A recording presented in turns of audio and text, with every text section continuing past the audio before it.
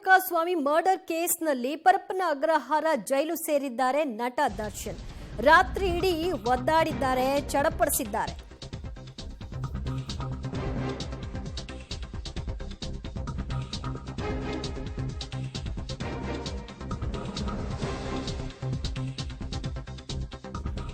ರೇಣುಕಾಸ್ವಾಮಿ ಕೊಲೆ ಕೇಸ್ನಲ್ಲಿ ದರ್ಶನ್ಗೆ ನ್ಯಾಯಾಂಗ ಬಂಧನವಾಗಿದ್ದು ಪರಪ್ಪನ ಅಗ್ರಹಾರ ಜೈಲು ಸೇರಿರುವ ನಟ ದರ್ಶನ್ ರಾತ್ರಿ ಇಡೀ ಚಡಪಡಿಸಿದ್ದಾರೆ.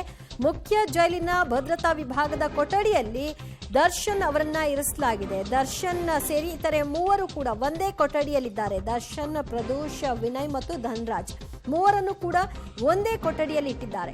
ಪಬ್ಲಿಕ್ ಟಿವಿಯಲ್ಲಿ ಕಂಪ್ಲೀಟ್ ಡೀಟೇಲ್ಸ್, ರಾತ್ರಿ ಏನೆಲ್ಲ ಆಯ್ತು, ಎಲ್ಲಿ ಇರಿಸಲಾಗಿದೆ, ಆ ಒಂದೇ ಕೊಠಡಿಯಲ್ಲಿ ನಾಲ್ವರನ್ನು ಕೂಡ ಇರಿಸಿರುವ ವಿಚಾರಕ್ಕೆ ಸಂಬಂಧಪಟ್ಟ ಹಾಗೆ ಡೀಟೇಲ್ಸ್ ಇದು.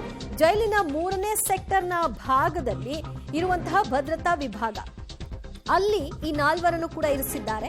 ದರ್ಶನ್ ಇರುವ ಕೊಠಡಿಗೆ ಬೇರೆ ಕೈದಿಗಳಿಗೆ ಬರಲು ಅವಕಾಶ ಇಲ್ಲ.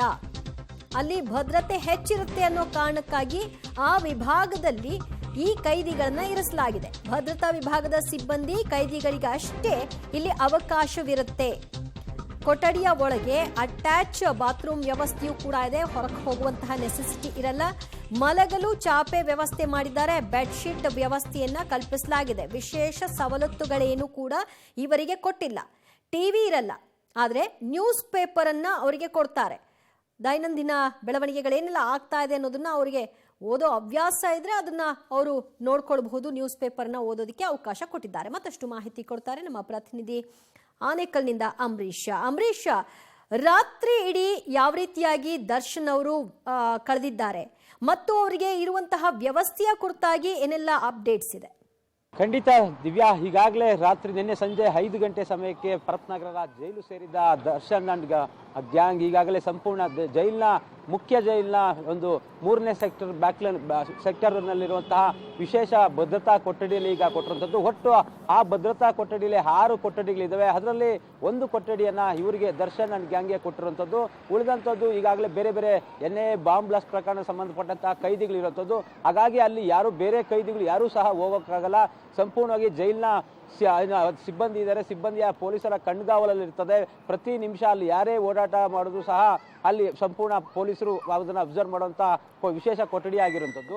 ಇನ್ನು ಆ ರಾತ್ರಿ ಜೈಲು ಸೇರಿದ ನಂತರ ದರ್ಶನ್ ಸಂಪೂರ್ಣವಾಗಿ ಮೌನಕ್ಕೆ ಶರಣಾದ್ರು. ಜೊತೆಗೆ ರಾತ್ರಿ ಊಟ ಕೊಟ್ಟಿದ್ದ ಸಂದರ್ಭದಲ್ಲಿ ಅನ್ನ ಸಾಂಬಾರು ಚಪಾತಿ ಕೊಟ್ಟಿದ್ರು, ಆದರೆ ಸರಿಯಾಗಿ ಊಟ ಸಹ ಮಾಡಿರಲಿಲ್ಲ. 11:15 ತನಕ ಸಹ ನಿದ್ದೆ ಮಾಡದೆ ಒಬ್ಬರೇ ಒಂಟಿಯಾಗಿ ಕೂತಿದ್ರು ಅನ್ನೋ ಮಾಹಿತಿ ಲಭ್ಯ ಆಗಿರುವಂಥದ್ದು.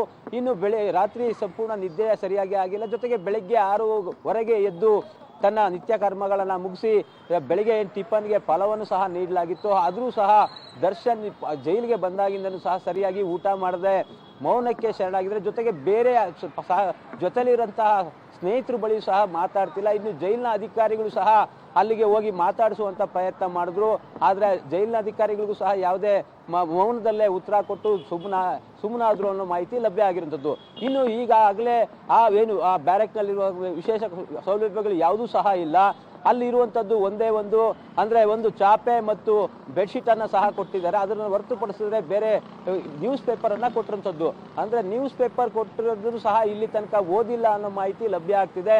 ಇನ್ನು ಇವತ್ತು ಭಾನುವಾರ ಆಗಿರೋದ್ರಿಂದ ಯಾರಿಗೂ ಸಹ ಅವ್ರನ್ನ ಭೇಟಿಯಾಗೋದಕ್ಕೂ ಅವಕಾಶ ಇರಲ್ಲ.